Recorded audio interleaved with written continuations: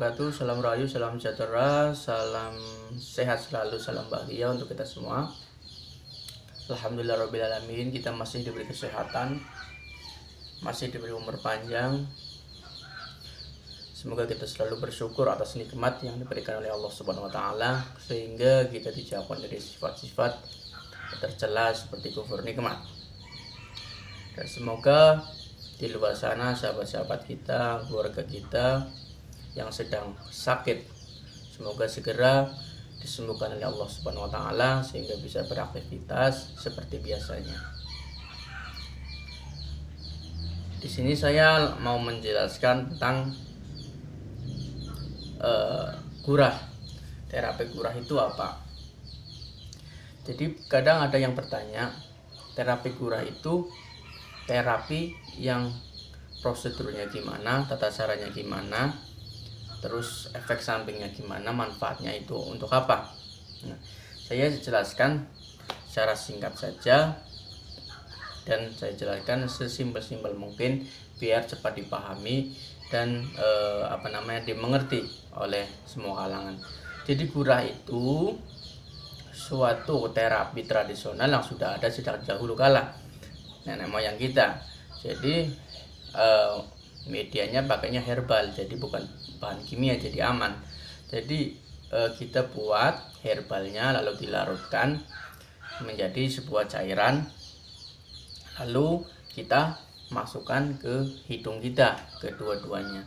Nah, proses dalam gurah itu memakan minimal paling cepat itu mengeluarkan semua penyakit atau lendir yang ada di tubuh kita itu minimal paling cepat 1 jam.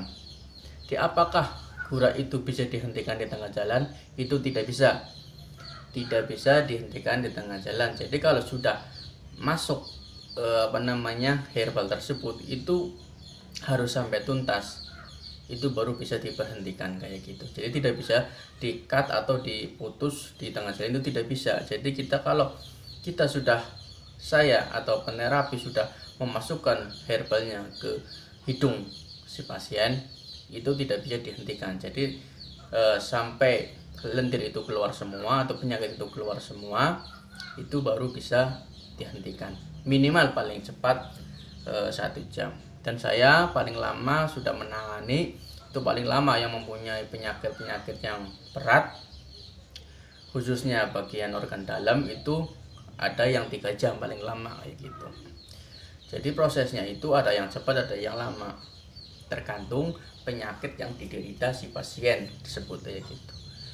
Jadi usia, di sini usia banyak yang mempertanyakan berapa usia ideal atau usia yang dianjurkan untuk terapi gurah. Itu minimal itu usia itu 10 tahun. Jadi kalau usia 8 tahun, 7 tahun, 9 tahun itu belum boleh diterapi gurah. Takutnya fisiknya belum kuat. Karena ini kalau gurah itu mau menggunakan fisik juga, tubuh juga harus fit. Kalau kita sedang keadaan meriang, keadaan tidak enak badan atau lemas, itu tidak dianjurkan untuk terapi gurah kayak gitu. Ini dianjurkan untuk orang-orang yang fisiknya kuat, dalam artian tidak lemes, tidak meriang kayak gitu. Jadi apabila ada keluhan seperti sesak nafas atau sering pilek atau alergi terhadap debu, sering batuk, sakit kepala, itu tidak apa-apa. Itu malah bagus kalau digurah, itu cepat ada reaksinya, penyembuhannya itu cepat karena mengeluarkan penyakit kayak gitu. Kalau pakai herbal gurah itu mengeluarkan penyakit. Tapi kalau jenengan pakainya minum obat yang kimia-kimia tersebut, itu bukan mengeluarkan penyakit tapi menekan rasa sakit. Maksudnya menekan rasa sakit itu tidak mengeluarkan atau menghilangkan, itu tidak, cuma meredakan rasa sakit. Jadi ntar suatu saat ya kambuh lagi kayak gitu. Jadi kita jangan sampai sering minum obat-obat yang kimia, ntar kenanya malah ke ginjal kayak gitu. Bagusnya itu minum jamu atau herbal kayak gitulah. Nah, itu tadi minimal itu 10 tahun.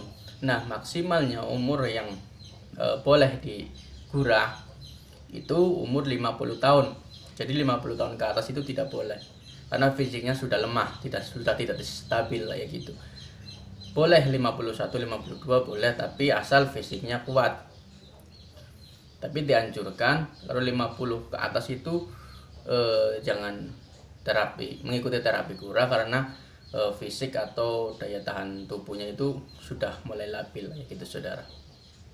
Jadi manfaatnya banyak sekali, bisa melegakan pernafasan orang yang sering batuk atau punya penyakit sinus, hidung sering tersumbat, lalu sakit kepala dan lain sebagainya, paru-paru rusak, sering merokok dan lain sebagainya, itu bisa diterapi dengan kura. Kura itu cepat reaksinya dan cepat juga proses mengeluarkan penyakitnya kayak gitu. Jadi kura itu mengeluarkan penyakit, bukan meredakan atau menekan rasa sakit, itu tidak, tapi langsung mengeluarkan penyakit kayak gitu. Jadi sudah jelas ya saudara. Jadi manfaatnya tadi sudah ada, yang paru-paru, terus asam lambung, sakit kepala, sering pilek dan lain sebagainya yang berhubungan dengan organ dalam, itu bisa diterapi kura kayak gitu. Dan untuk minimal sebaiknya itu minimal 10 tahun, maksimal itu 50 tahun itu yang boleh dikura. Dan catatan, kalau pasien atau orang yang sedang meriang atau sedang lemes dan tensi tinggi, itu sebaiknya jangan kura dulu, nunggu badan fit baru boleh dikura, karena ini membutuhkan fisik, membutuhkan daya tahan tubuh. Jadi badan kita harus kuat dahulu, baru bisa mengikuti atau kita penyembuhan dengan metode kura tersebut ya gitu saudara. Nah, segitu saja penjelasan singkat dari saya. Kalau ada yang kurang paham bisa langsung chat WhatsApp saya, nanti saya cantumkan di deskripsi. Apabila jenengan semua mau terapi kura, carilah si penerapi yang sudah berpengalaman, jadi lebih aman kayak gitu saudara. Itu saja, salam sehat selalu untuk kita semua. Semoga kita selalu diberi kesehatan, umur panjang, sehingga kita bisa beraktivitas menjadi nyaman, menjadi lebih ceria, lebih lebih semangat dalam beraktivitas. Itu saja. Assalamualaikum warahmatullahi wabarakatuh.